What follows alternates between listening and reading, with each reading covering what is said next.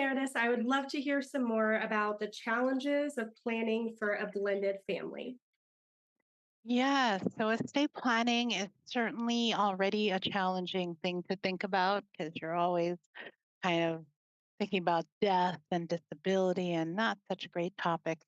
But when you do have a blended family, it's even more important because the number one litigated issue is the estate of a blended family.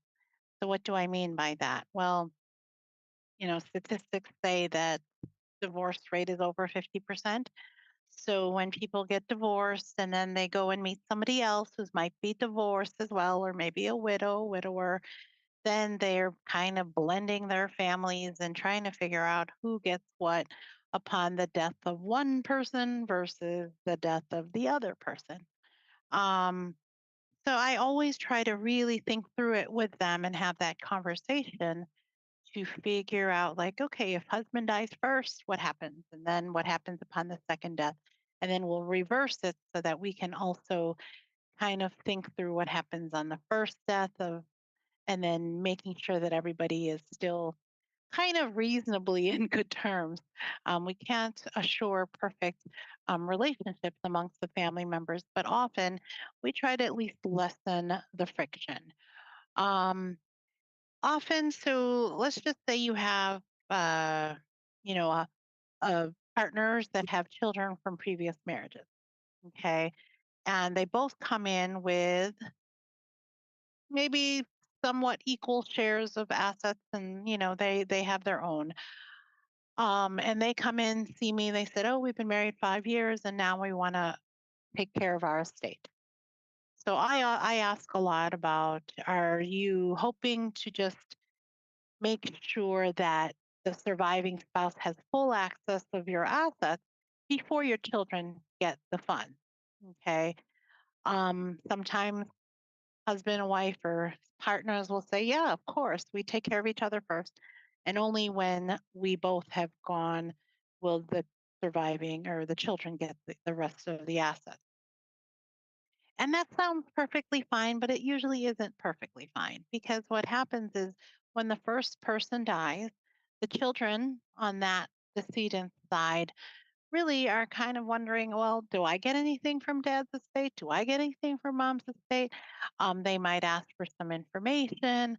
The surviving spouse potentially could just block them away from getting access to anything in the house, which of course is really hurtful because the family is looking at it like, well, what about dad's stuff that he had before he married you? Or maybe it was like heirlooms and pictures from dad's side of the family that really has nothing to do with this new wife or this second spouse. Um, and so it's often difficult for the family to accept that, oh, yeah, this surviving spouse will be fair and make sure that, nothing's changed in the documents and that when he or she dies, they're going to get a piece of whatever dad's inheritance at some point, right? Um, but it's that timing. Nobody has this crystal ball, so we have no idea when that timing will actually happen where one spouse can die and it could be another 10 years before the second spouse dies. And then now maybe there was no relationship throughout that 10 years and families wondering, well, what about me? Why didn't I get anything? Okay, so my concern and my general recommendation for family members like this, where they have a blended family, I say try really hard to give a little something or give something to your children from your previous marriage. Do it right up front. Maybe it's life insurance, maybe it's this particular account, or 50% goes to my surviving spouse, the other 50% already goes to my children. That way, the relationship can be not based on money or what happens upon death of the second. It's just dad dies, you get this.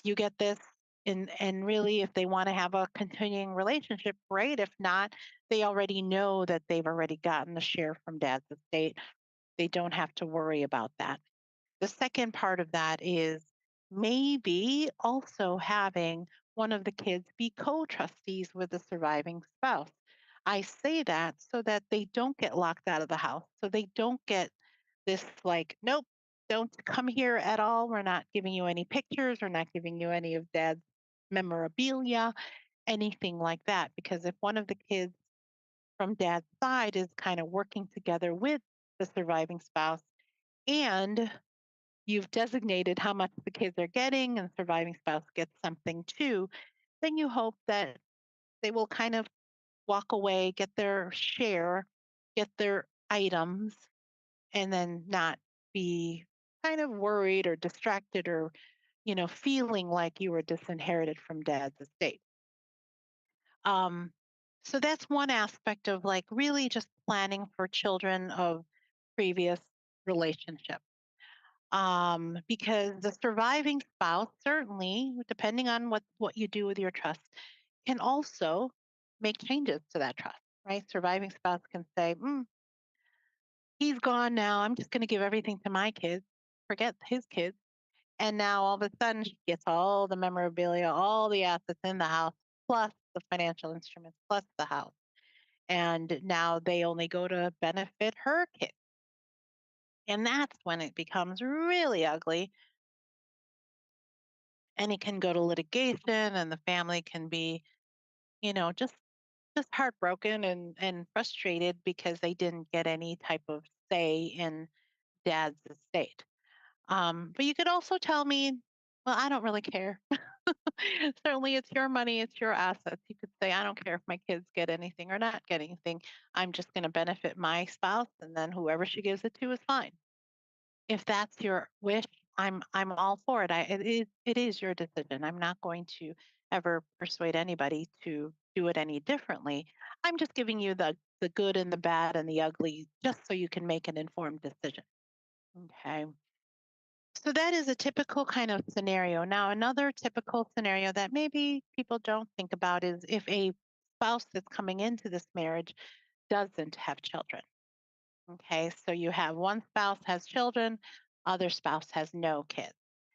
And the other spouse with no kids, he or she is very close to their nieces or nephews, or really likes her alma mater, or really likes to give to some of her friends. And, it's not just all about giving it to the surviving spouse. So when there is no kids on the other side, then that's even more important to say, well, it's my money. I'm going to decide upon my death. Okay, new spouse, I'll give you some. You can have some of these assets, but the rest of it is going to go to this charity, this friend, this niece, this nephew first, right at the top. And then you go on with your life with the amount that I gave you.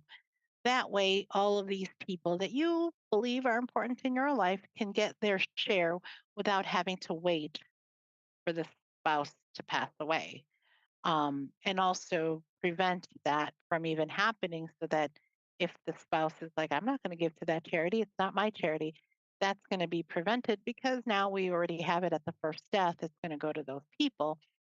And the only way to assure that your wishes are going to come true is to have another third party trustee, either as co trustee or as the sole trustee.